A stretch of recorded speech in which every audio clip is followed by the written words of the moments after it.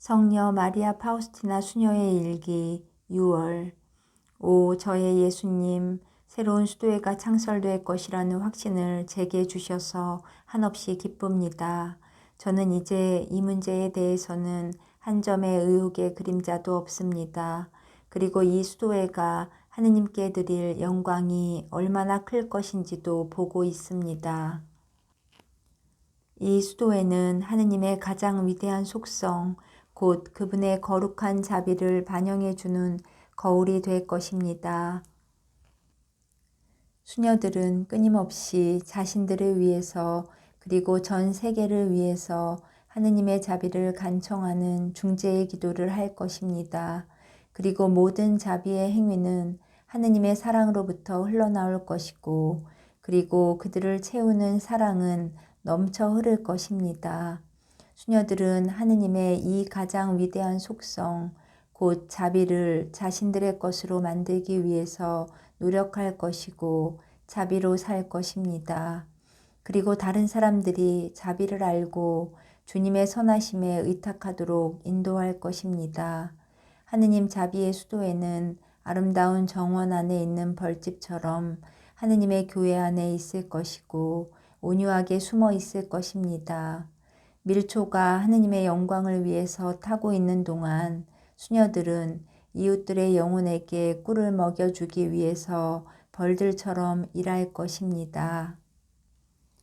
1936년 6월 29일 안드라슈 신부님이 내게 하느님의 뜻을 더 잘 알기 위해서 9일 기도를 하라고 했다.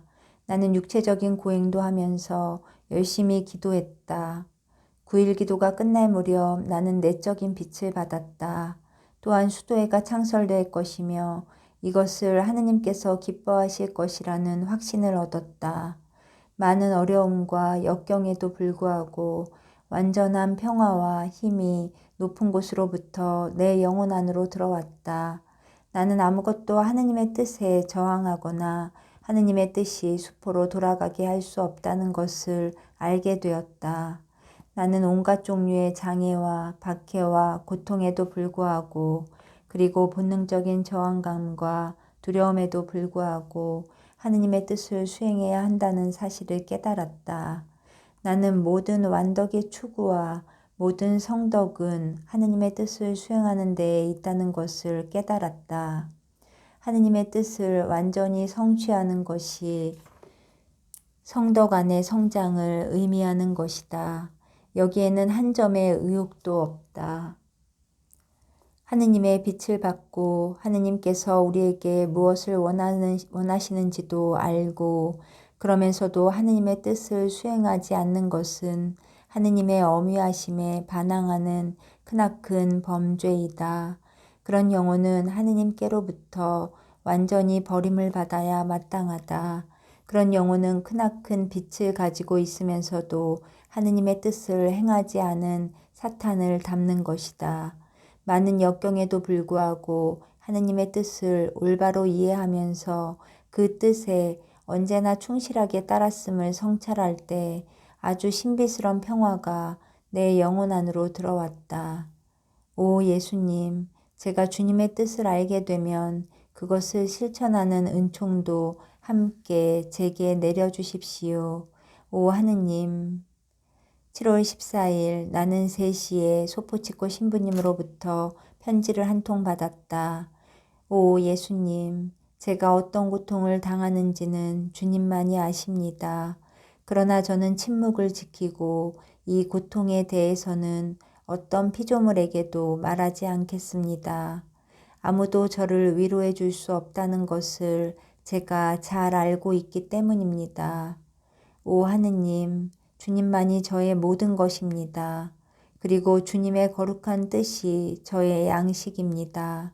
저는 지금도 벌써 영원 속의 삶을 살고 있습니다. 나는 성 미카엘 대천사를 무척 공경한다. 아무도 미카엘 대천사에게 하느님의 뜻을 수행하는 선례를 보여주지 않았다. 그래도 그는 하느님의 바람을 충실하게 따랐다. 7월 15일 거룩한 미사 중에 나는 지극히 감미로우신 예수 성심을 통해서 나 자신을 완전히 하느님 아버지께 봉헌했다. 그분께서 원하시는 대로 나에게 하실 수 있도록 해드렸다. 나 스스로는 아무것도 아니고 나의 미천함 속에는 고귀한 그 무엇도 없다. 오 주님, 그렇기 때문에 저는 저 자신을 주님 자비의 바닷속에 완전히 던져버립니다. 7월 16일, 나는 하느님 아버지의 딸이라고 불리기 위해서 선함 그 자체이신 예수님으로부터 어떻게 하면 선해질 수 있는지를 배우고 있다. 오늘 아침에 어떤 사람이 나의 감정을 상하게 했을 때 나는 고통 중에 내 의지를 하느님의 뜻에 일치시키기로 노력했고 침묵으로 하느님을 찬양하였다. 오후에는 5분 동안 조배를 하려고 경당에 갔었는데 그때 갑자기 내 가슴에 걸고 있는 십자고상이 살아 움직이는 것을 보았다. 그리고 예수님께서 내게 말씀하셨다. 내 딸아, 고통은 내가 너와 함께 있다는 것을 너에게 알려주는 징표가 될 것이다. 내 영혼은 이 말씀으로 큰 감동을 받았다. 오 예수님, 저의 주인이시며 스승이신 예수님, 저는 주님하고만 대화를 나눌 수 있습니다.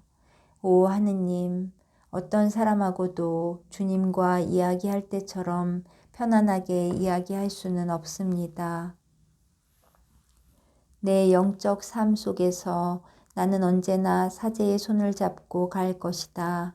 내 영적 생활과 내 영적 생활이 필요로 하는 것들에 대해서는 나는 오직 나의 고해 신부하고만 이야기할 것이다.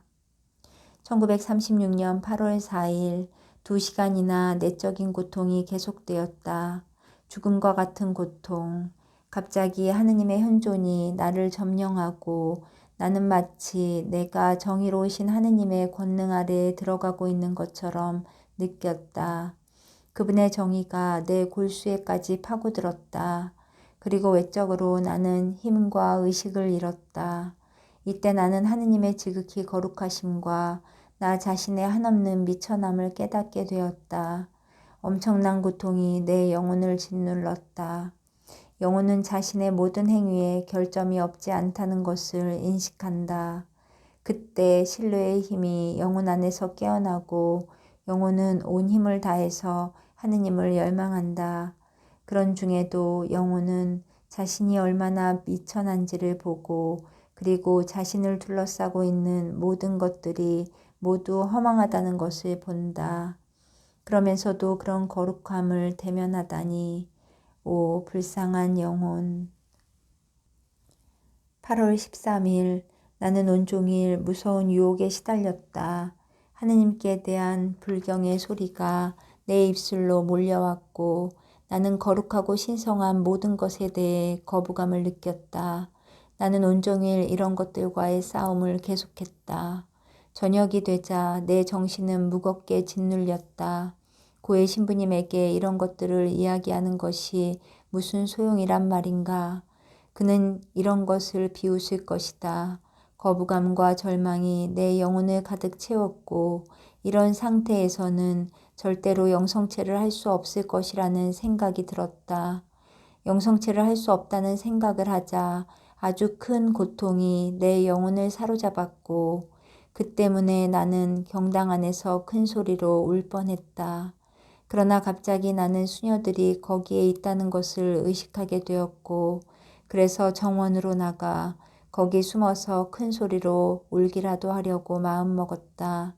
바로 그 순간에 갑자기 예수님께서 내 옆에 서서 말씀하셨다. 어디로 가려고 하느냐? 나는 예수님의 물음에는 대답도 하지 않고 그분 앞에 내 모든 서러움을 쏟아놓았다.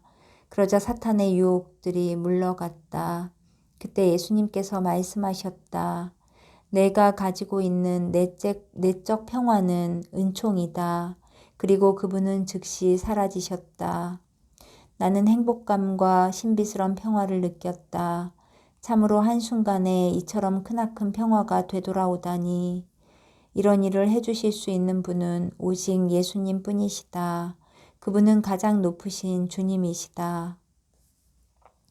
1936년 8월 7일 내가 성상화가 겉장으로 장식된 하느님 자비에 대한 글을 받았을 때 하느님의 현존이 신비롭게 나를 가득 채웠다. 내가 감사의 기도 속으로 깊이 빠져들어갔을 때 나는 갑자기 성상화에 그려진 모습 그대로 아주 밝게 빛나시는 예수님을 보았다. 예수님의 발치에는 안드라슈 신부와 소포치코 신부가 있었다. 두 사람 다 손에는 펜을 들고 있었다. 그들의 펜촉으로부터 번개를 치는 모양으로 불과 섬광이 나와서 자신들도 알 수 없는 어떤 곳으로 서둘러 가고 있는 커다란 군중의 무리로 향하는 광경이 보였다. 그 불과 섬광을 맞은 사람은 모두 군중에게서 등을 돌리고 돌아서서 예수님께로 손을 뻗쳤다. 어떤 사람들은 아주 기뻐하면서 돌아섰고 어떤 이들은 몹시 아파하고 크게 통회하면서 돌아섰다. 예수님은 아주 다정한 눈길로 두 분의 사제를 보고 계셨다. 얼마 후에 나와 예수님만 남아있게 되었다. 그래서 나는 말씀드렸다. 예수님, 주님의 뜻이 벌써 다 이루어졌으니까 이제는 저를 데려가 주십시오.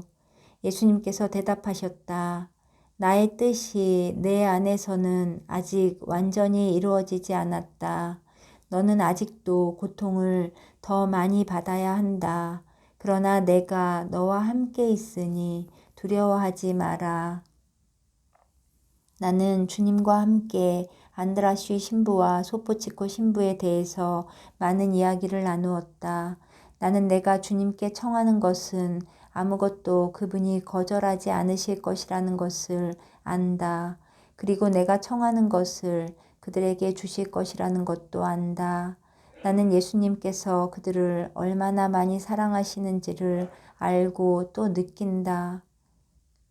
나는 이 사실에 대해서 자세하게 쓰지는 않는다.